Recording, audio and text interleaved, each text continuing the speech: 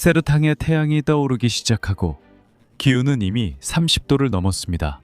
갓 깔린 자갈 냄새가 트럭들이 일으키는 붉은 먼지와 뒤섞입니다. 진동 롤러가 땅을 진동하며 다집니다. 기술자들이 측량 장비로 수평을 확인하는 동안 철로가 밀리미터 단위의 정밀함으로 놓여집니다. 북동부의 건조한 풍경 한가운데에서 트란스 노르데스치나 철도는 더 이상 약속이 아니라 실제 인프라가 되고 있습니다. 거의 20년에 걸친 중단 감사 그리고 재정 구조 조정 끝에 트란스 노르데스치나 철도는 우선 구간에서 79%의 공정률을 달성했습니다. 1206km가 사업권자의 책임하에 있으며 모든 구간이 계약되어 있고 여러 작업 현장이 동시에 운영되고 있습니다. 하지만 이 숫자들의 의미는 무엇일까요? 이미 완성된 구간은 어디이고 아직 남은 작업은 무엇일까요? 앞으로 몇 분 동안 저희와 함께 해주세요. 그리고 우선 구간에서의 트란스노르데스치나의 최신 현황을 확인해 보세요. 트란스노르데스치나는 생산적인 내륙 지역을 수출 항구와 연결하기 위해 설계되었습니다. 노선은 엘리제우 마르칭스에서 시작해 페르남부크를 가로지르고 세아라를 통과해 페책 항구까지 이어집니다. 원래 이 프로젝트는 수아피 항구까지 1753km를 계획했으며 2개의 해상 접근로를 갖춘 물류 회랑을 형성할 예정이었습니다. 2022년 계약 재구성 이후 현재 범위는 트란스노르데스치나 로지스티카 SA가 관리하는 약 1200km로 집중되었습니다. 철도는 3단계로 재조직되었으며 단기 및 중기적으로 경제적으로 가장 실현 가능한 축에 우선순위를 두었습니다. 혼합 궤관과 중량 화물 표준으로 운행하도록 설계된 이 철도의 추정 수송 능력은 연간 최대 3천만 톤에 달합니다. 이는 농업 및 산업 중심지를 항구와 직접 연결하여 물류 거리를 줄이고 도로 의존도를 낮춘다는 의미입니다. 하지만 계획된 연장은 완공된 인프라를 의미하지 않습니다. 공식 출범 후 거의 20년이 지난 지금 이 철도는 실제로 어느 단계에 와 있을까요? 현재 단계를 이해하려면 이 프로젝트의 기원을 되짚어볼 필요가 있습니다. 트란스노르데스티나 철도는 2006년 공식 출범해 북동부 지역 물류 비용 절감을 목표로 했습니다. 그 당시 곡물, 광물, 연료의 운송은 주로 도로에 의존하고 있었고 이로 인해 운송비가 상승하고 국제 경쟁력이 떨어졌습니다. 이 프로젝트는 피아우이의 세라도 지역을 페텍과 수아페 항구와 연결하는 1753km의 연장을 계획하고 있었습니다. 하지만 실행 과정에서 기술적, 재정적 장애물에 부딪혔습니다. 2016년에는 철도의 52%만 완공된 상태였습니다. 초기 예산은 45억 케알이었지만 수년에 걸쳐 150억 케알을 넘었습니다. 2017년 연방회계감사원은 공정 일정과 재정 집행 간의 불일치로 인해 연방 자금 지원을 중단하라고 결정했습니다. 2019년부터 제도 개편이 시작되었습니다.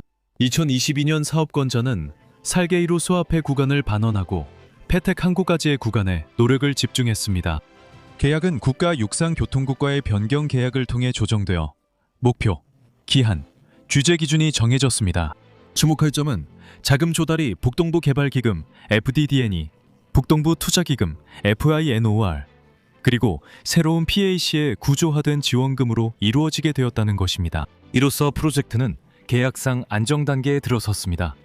이 시점부터 분석은 과거의 것이 아니라 기술적인 것으로 전환되며 실제로 현장에서 실행된 내용이 평가됩니다.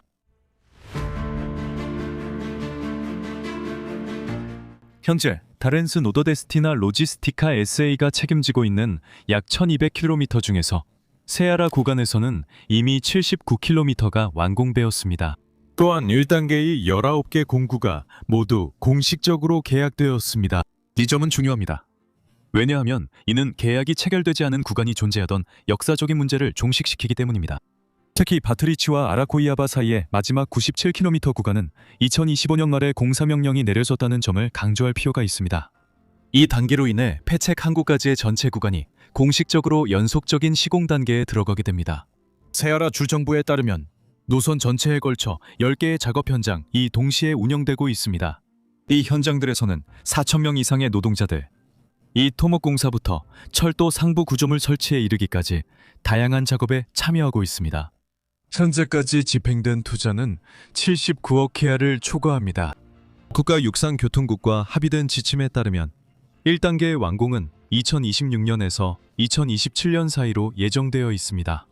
이어지는 2단계에서는 2029년까지 확장을 계획하고 있으며 다시 한번 엘리제우 마르칭스에 도달하게 됩니다. 한편 살게이루에서 수아페까지의 구간은 연방 차원에서 별도의 계획하에 진행되고 있으며 이는 앞으로 원래 구상된 물류 구조를 다시 구성할 수 있습니다.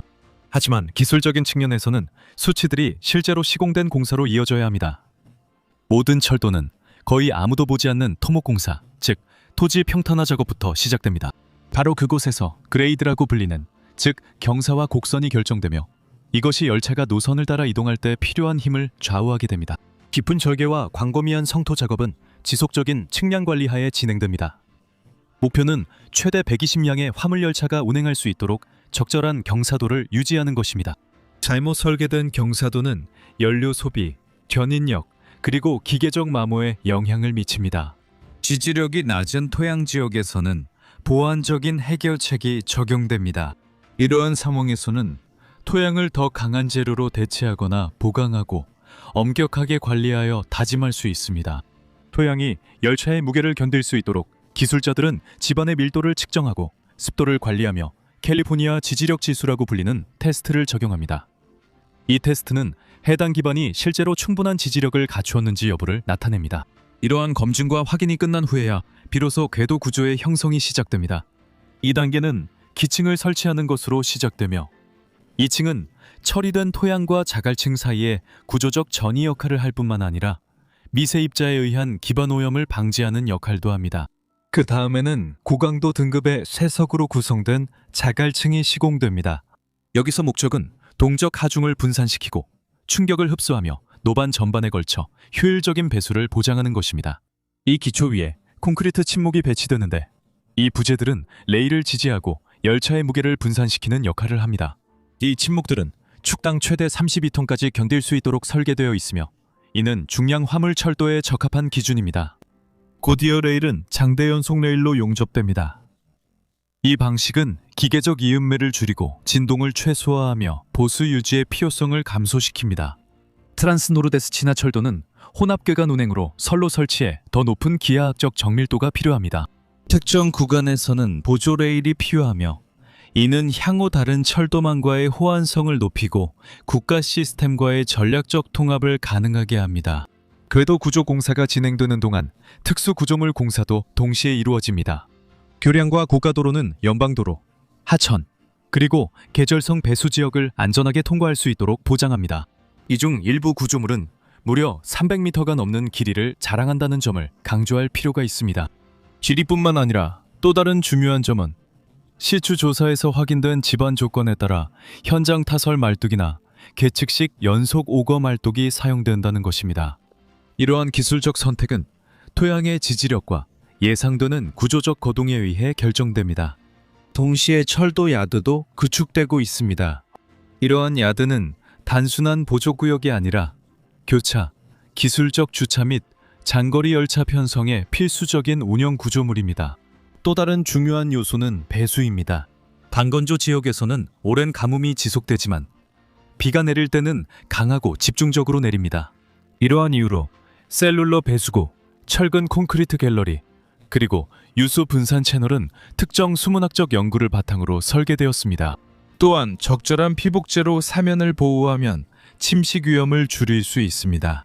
지형조사, 실험실 시험, 그리고 도로 형상의 지속적인 확인을 통해 계약 사양의 부합함을 보장합니다.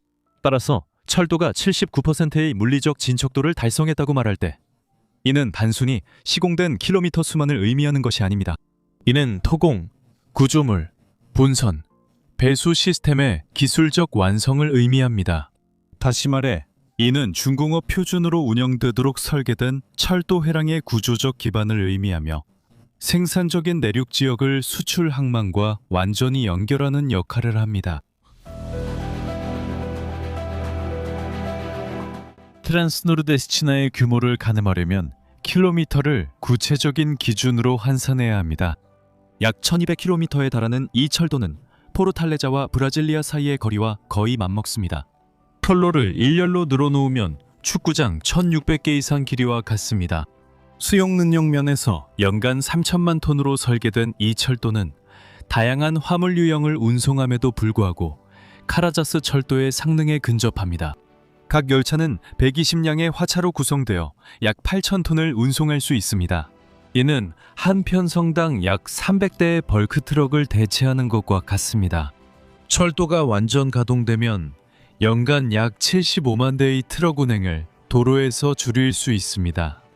이러한 대체는 교통체증, 도로 포장 마모, 그리고 배출가스를 줄일 것입니다. 실제로 앞으로 남북철도와의 연결은 전국적인 물류 범위를 확대하여 북동부 지역을 연속적인 철도 회랑에 통합하게 됩니다. 국제적인 차원에서 트란스노르데스치나 철도는 호주에서 사용되는 대량 화물 철도 회랑 모델에 가까워지고 있습니다. 157억 헤알로 추정되는 투자는 트란스노르데스치나를 최근 국내 최대 철도 프로젝트 중 하나로 자리매김하게 합니다. 이 규모를 구체적으로 가늠해 보면 이 금액은 차량 한 대당 평균 7만 5천 헤알로 계산했을 때 약 20만 9천 대의 신차를 구입할 수 있는 수준입니다.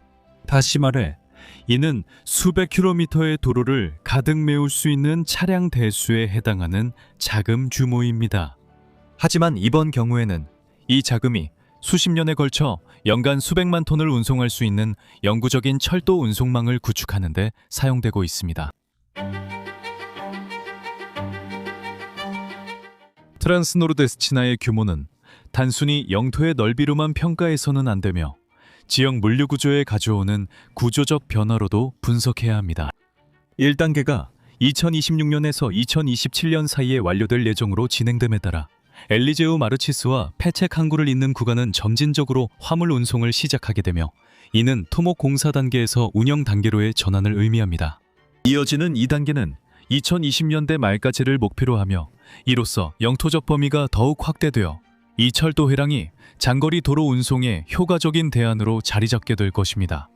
한편 살게이루 소아피 구간의 재개는 페르남부크의 물류 통합을 강화하고 프로젝트의 원래 설계를 재조정하며 항만 접근 가능성을 확대합니다. 또한 향후 노르치수 철도와의 연결은 북동부 지역을 전국적인 연속 철도 회랑에 포함시켜 국가의 주요 화물 흐름과 통합하게 될 것입니다. 이러한 구조가 확립되면 이 지역의 농업 물류 비용을 최대 30%까지 줄일 수 있을 것으로 기대됩니다.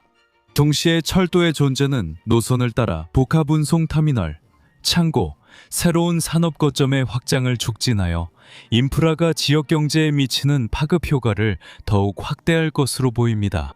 트란스노르데스치나 철도는 79%의 공정률을 보이며 모든 구간 계약과 자금 조달이 체계적으로 이루어져 프로젝트가 순조롭게 진행되고 있습니다. 이제 불확실성 단계는 지났습니다. 아직 완공해야 할 구간이 남아있지만 과거와 달리 이제는 일정, 자원, 그리고 활발히 진행 중인 작업이 있습니다. 현재의 속도가 유지된다면 북동부 지역은 국내 주요 철도 회랑 중 하나를 갖추게 될 것입니다.